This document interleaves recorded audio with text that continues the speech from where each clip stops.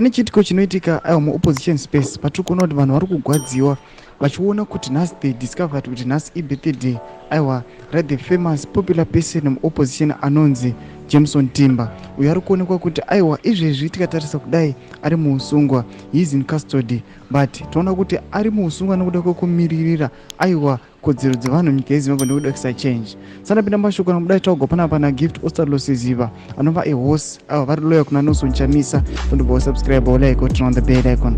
Tinda paendo pake anoposta aiwa Jameson Timber picha rake ramuri kuona onyora achiti today it's Honorable Timber's birthday. He has been in the democratic trenches for the past 2 decades. He is one of the most solid, sharp, and committed leaders that the democratic contingent has.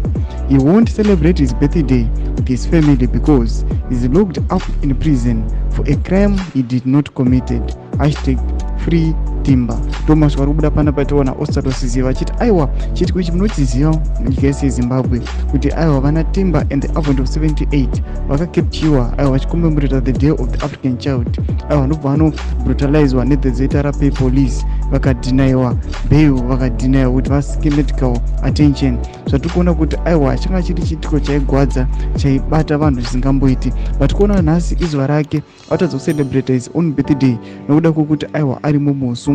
His family aiwa inguva yekuti zvanenge vachigwadziwa instead yekuti vafare pakuzvarwa kwakaitiwa aiwa a beautiful soul yatinoona kuti iri very very important, inoteka greater role kuna vagari munyika yeZimbabwe. Tudze mafunguro enyu muri kudii pamusoro pechitiko ichi aiwa musaona subscribe like and turn on the bell icon.